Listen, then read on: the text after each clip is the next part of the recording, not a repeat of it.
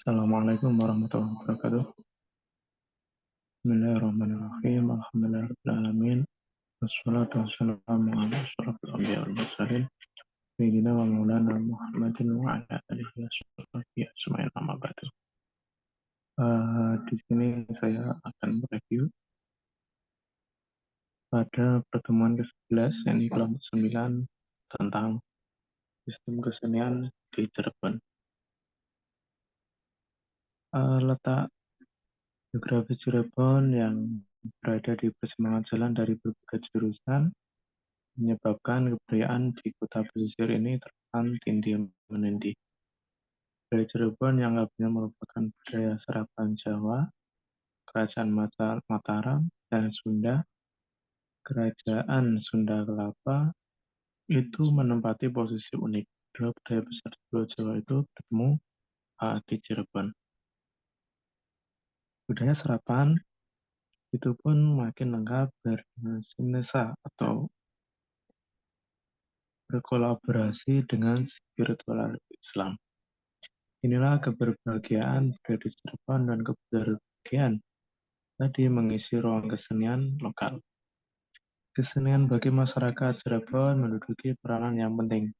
Persepsi tentang kesenian dibangun dari sistem pengetahuan bahwa kesenian itu tidak hanya sebagai tontonan, akan tetapi juga tuntunan. Di sini unik, jadi tidak hanya sebuah tontonan, namun juga mengandung tuntunan juga, atau mengandung nilai-nilai yang akan menuntun atau mengajak ke arah yang lebih baik lagi. Yang pertama ada tari topeng. Tari topeng Cirebon berasal dari kata tup atau tutup. Kemudian ini ditambah suku kata eng sehingga menjadi tupeng atau penutup. Yang kemudian berubah menjadi topeng. Menurut Prof. Rede yang ditulis oleh Gausdarjo Sumantri, bahwa topeng berasal dari kata ping, peng, dan tung yang artinya melekat pada suatu dan ditekan rapat. Asal yang sama juga dapat ditemukan dalam kata tepung, taping, damping.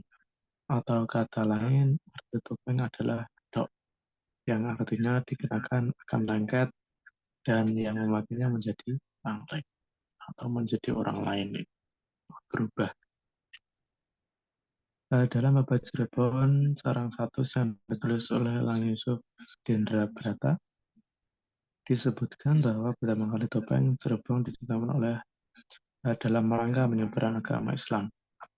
Itu di Karawang, ada seorang yang memiliki kesenian, kesaktian, karena mempunyai pusaka Curug Sewu. Orang tersebut bernama Pangeran Lang.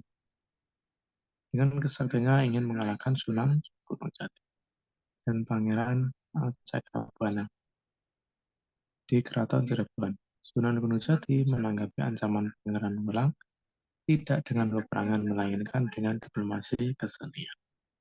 Ia membentuk kelompok kesenian dengan melakukan pertunjukan keliling dari satu daerah ke daerah lainnya. Di dalam kelompok kesenian tersebut, Sunan Gunung Jati menampilkan sang primadona Nyimas Gandasari yang berperan sebagai penari dengan wajah menggunakan kedok atau tutup muka. Pangeran Wulang terpikat oleh kecantikan Nyimas Gandasari, ia pun memenangnya untuk jadikan putri. Selanjutnya Nyimas Gandasari menerima lamaran tersebut dengan syarat dilamar dengan pusaka Curug Sewu. Pangeran Wulang menerima tawaran Nyimas Gandasari sambil menyerahkan pusaka Curug Sewu. Dengan diserahkan pusuk Sewu, Curug Sewu tersebut, kesaktian Pangeran Wulang pun hilang. Ia menyerah kepada Sunan Jati dan masuk Islam. Jadi unik ya di sini yang memberontak atau yang ingin Gunung Jati tersebut, dia punya kekuatan. Lalu dia terpikat dengan Nyimas Gandasari tersebut. Akhirnya pusakanya Curug Sewu tadi diserahkan untuk kawin. Dengan demikian pangeran tadi sudah tidak memiliki kesaktian lagi. Akhirnya hilang dan masuk Islam. Yang kedua adalah sintren. Dari segi usul asal bahasa atau etimologi, sintren merupakan gabungan dari dua suku kata si dan tren. Si dalam bahasa berarti ya, dan tren berarti tri atau panggilan dari kata putri. Jika sintren adalah si putri yang menjadi pemeran utama dalam kesenian tradisional sintren. Yang ketiga adalah Bray. Berdasarkan sejarah, kesenian Bray menurut Wahidin bergerakan muncul sekitar abad ke-14 Masehi. Bentuknya berupa nyanyian yang dibawakan sekelompok masyarakat dan dinyanyikan secara berbarengan. Kemudian kesenian ini digunakan sebagai media penyebaran Islam. Oleh karena itu, syair lagu yang dinyanyikan dalam kesenian Bray berisikan puji-pujian dan ajakan mendekatkan diri kepada Allah Subhanahu wa Ta'ala. Jadi beberapa masyarakat dengan pujian-pujian, dengan syair-syair yang bagus, itu bisa mengajak masyarakat untuk yang lebih baik. Yang keempat adalah ronggeng Bugis. Layar ronggeng Bugis menurut penuturan narasumber dari kalangan keraton Kasepuhan ada keterkaitan dengan sejarah awal berdirinya kerajaan Islam di Cirebon.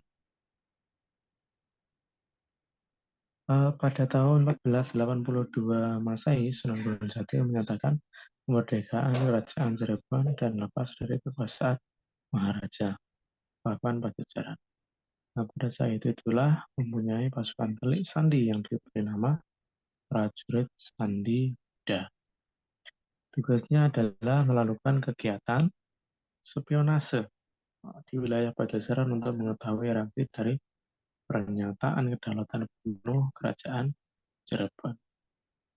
Pasukan telik sandi ini adalah pasukan yang anggota terdiri dari atas orang-orang yang berani, bermental kuat, cerdas, serta pandai menyamar.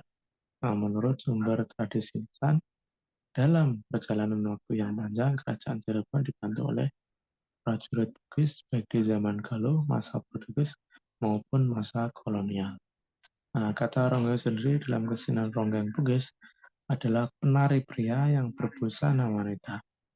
Sedangkan pengertian kata Bugis adalah salah satu suku ras atau bangsa di wilayah Indonesia yang mendiami Pulau Sulawesi Selatan dan sekitarnya. Kecualian tersebut dapat dipahami karena ronggeng yang dimaksud berbusana wanita tiada lain adalah wadam atau bansi. Kita menyebutnya adalah waria atau bansi ya. Kata Bugis juga berarti nama makanan tradisional Jawa Barat berwarna hijau yang terbuat dari ketan dan enten, kelapa parut yang diberi gula Jawa. Berbentuk seperti nagosari atau pipis. Makanan ini serupa koci sehingga disebut juga Bugis koci.